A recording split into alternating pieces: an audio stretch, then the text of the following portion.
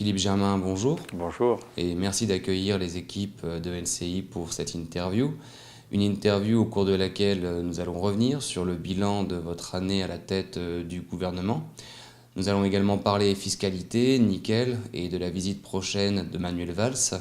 Mais dans un premier temps, il y a un an, vous prononciez votre discours de politique générale au Congrès en disant en substance qu'il allait falloir apprendre à faire mieux avec moins. Depuis, vous avez déclaré que le fonctionnement du gouvernement avait changé.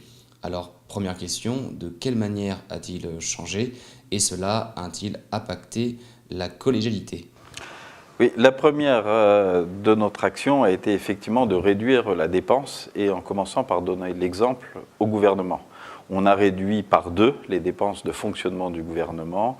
Traditionnellement, c'est les frais de mission, de réception, les cocktails, les voyages, les déplacements et les collaborateurs. On a divisé par 2 cette dépense, c'est-à-dire on a économisé 270 millions sur la première année. Alors c'est certain, il y a eu quelques grincements de dents au départ, je dois l'avouer, mais ce qui était surtout compliqué au départ dans ce gouvernement, c'est, rappelez-vous, il y avait une partie du gouvernement, quasiment la moitié, qui était dans l'opposition. Or, le gouvernement de la Nouvelle-Calédonie, il n'a pas été taillé pour avoir en son sein, au sein de l'exécutif, une opposition, puisqu'on est un gouvernement proportionnel, collégial et solidaire.